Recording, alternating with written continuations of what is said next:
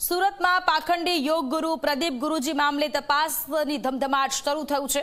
આજે Ahmedabad crime branch આશ્રમ આવે તેવી શક્યતા છે। ધોરણ પારડીના લોકોની આશ્રમ પર બુલડોઝર ફેરવવાની માંગ છે। ગ્રામજનોએ આજનો વિરોધ પ્રદર્શન કાર્યક્રમ મોકૂફ રાખ્યો છે। આજે આશ્રમમાં ક્રાઇમ બ્રાન્ચ તપાસ કરી શકે છે। પોલીસ તપાસમાં વધુ ખુલાસા થવાની પણ શક્યતાઓ વ્યક્ત કરવામાં આવી રહી છે।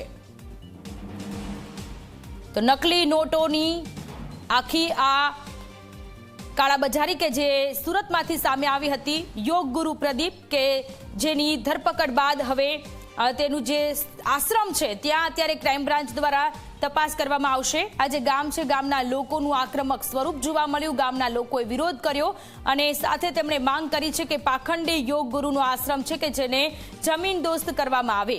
આજે અમદાવાદ ક્રાઇમ બ્રાન્ચની ટીમ કે જે આ આશ્રમે આવે અને તપાસનો ધમધમાટ શરૂ થાય તે પ્રકારની શક્યતાઓ।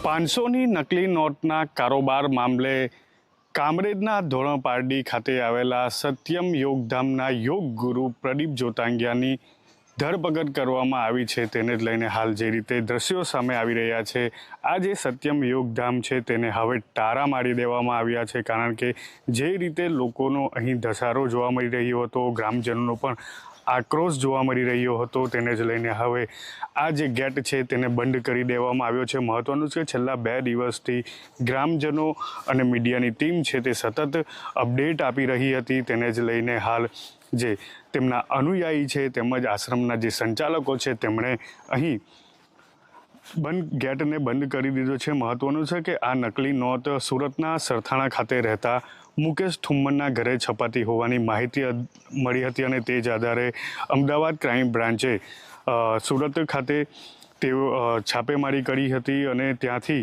જે નોટ છાપવાનું મશીન છે, કટર છે, તેનો જપ્ત કર્યું હતું। મહત્વનું છે કે મુકેશ ઠુમ્મર સિવાય અન્ય 6 આરોપીની પણ આ મામલે ધરપકડ કરવામાં આવી છે। આજે યોગધામ આવેલું છે ત્યાં જે પ્રદીપ જોતાંગિયા છે તેઓનું નિવાસ સ્થાન છે અને અહીં જ સારવાર આપવામાં આવતી હતી, યોગ શીખવવામાં આવતા હતા। આ સાથે જે ઔષધિઓ છે તેનું પણ સારવાર માટે આપવામાં આવતી હતી। મહત્વનું છે કે જે રવિવારની જ ટીમ છે તે હાલ અહીં અમદાવાદથી આવવાની છે અને જે ટીમ છે તે અહીં સર્ચ કરવાની છે। મહત્વનું છે કે જે રીતે એક ખાસ જે રીતે આલિશાન આશ્રમ ઊભો કરવામાં આવ્યું હતું, અંદરથી ગુપ્ત ભોંયણા પણ મળી આવ્યા હતા। અંદર દ્રશ્યોમાં જોઈ શકાય છે જે રીતે જે ઊંચી દિવાલો છે તે બનાવી દેવામાં, એની ઉપર ટાર ફેન્સિંગ કરી દેવામાં આવ્યું છે। ગ્રામજનોનો આક્ષેપ છે કે છેલ્લા 10 વર્ષથી અહીં આ આશ્રમ કાર્યરત છે, પરંતુ ગ્રામજનોને પ્રવેશ આપવામાં ન આવતો હતો।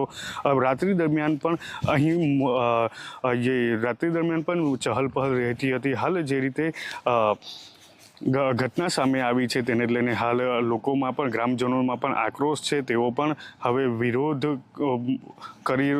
કરવાના છે, તેમજ એકઠા થઈ અને આ આશ્રમ ઉપર બુલડોઝર ફેરવવામાં આવે તે પ્રકારની પણ માંગ કરવાના છે। ત્યારે હાલ આજે અમદાવાદથી ક્રાઇમ બ્રાન્ચની ટીમ અહીં તપાસ અર્થે આવે તે પ્રકારની માહિતી મળી રહી છે। હાલ જોકે પોલીસ તપાસમાં હવે કેવા પ્રકારનું સત્ય સામે આવે છે, શું વિગતો સામે આવે છે તે મહત્વનું બની રહેશે। સંદીપ વસાવા, ઝી મીડિયા, કામરેજ, સુરત।